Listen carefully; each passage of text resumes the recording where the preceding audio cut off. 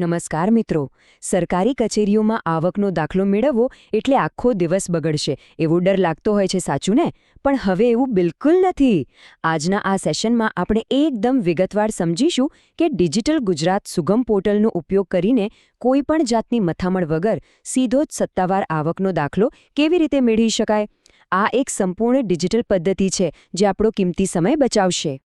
અને સૌથી જબરદસ્ત વાત તો એ છે કે આ આખી એ પ્રોસેસ માટે કેટલો સમય લાગશે ખબર છે? માત્ર 10 મિનિટ. જી હા, પેલા લાંબા ફોર્મ અને કલાકો સુધી લાઇનમાં ઊભા રહેવાની ઝંઝટ હવે પૂરી. આ 10નો આંકડો જ બતાવી આપે છે કે ટેકનોલોજીએ આપણું કામ કેટલું હળવું કરી દીધું છે. તો આખી પ્રોસેસને આપણે 6 એકદમ સરળ તબક્કામાં વહેંચી શકીએ. પહેલાં તો ડિજિટલ ગુજરાતમાં લોગિન, પછી અરજી અને તેનો હેતુ, વ્યક્તિગત અને વ્યવસાયિક વિગતો, કુટુંબ અને આવકની માહિતી, જરૂરી ડોક્યુમેન્ટ અપલોડ અને છેલ્લે ફી ચૂકવણી અને ટ્રેકિંગ.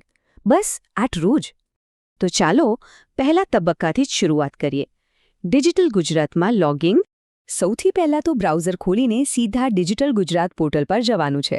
ત્યાં સિટીઝન લોગિન દેખાશે, જેમાં મોબાઈલ નંબર અથવા ઈમેલ આઈડીથી લોગિન કરી શકાશે.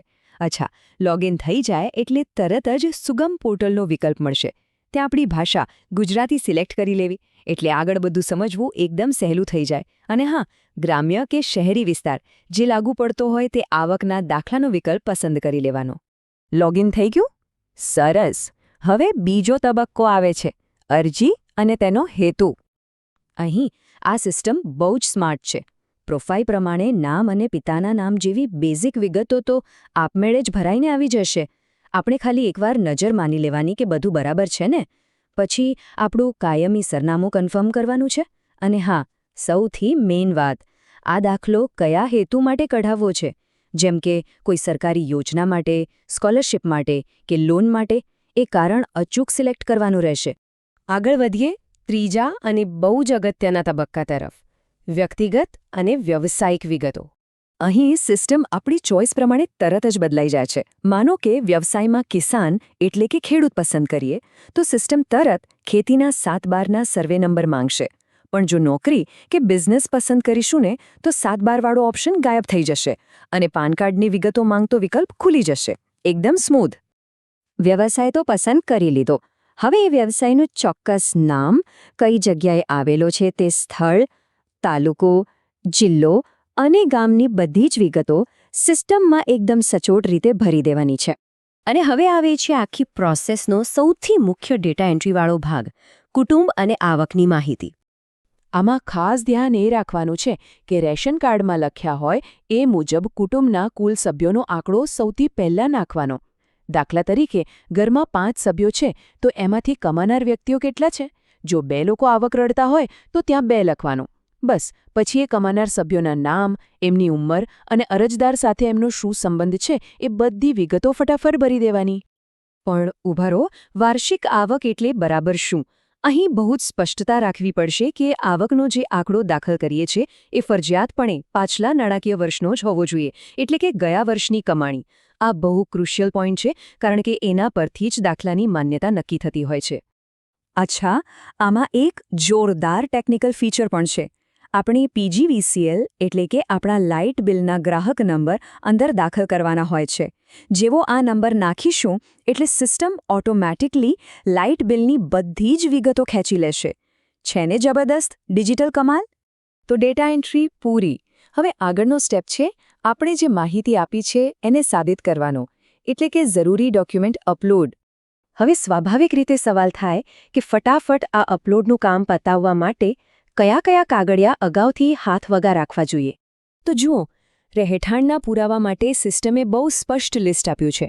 પ્રોપર્ટી ટેક્સ એટલે કે વેરાની પહોંચ, ઇલેક્ટ્રિસિટી બિલ, ગેસનું બિલ કે કનેક્શન, અથવા બીજો કોઈપણ માન્ય રહેઠાણનો પુરાવો ચાલી જશે.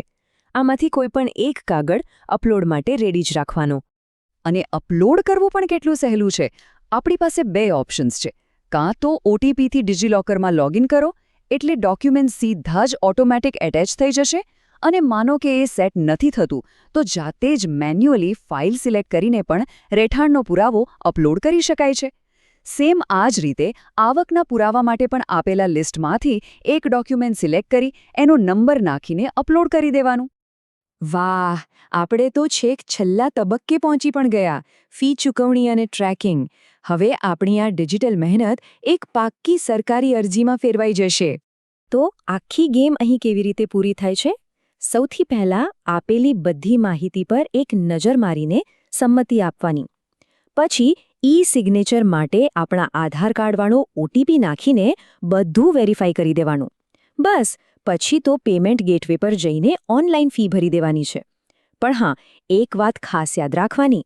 ફી ભરાઈ જાય એટલે અરજી ફોર્મ અને રિસિપ્ટની પ્રિન્ટ કાઢવાનું ભૂલવાનું નહીં. છેલ્લે પોર્ટલ પરથી જ ચેક કરી શકાશે કે મામલતદાર ઓફિસમાં આપણી અરજીનું શું સ્ટેટસ છે. Live tracking.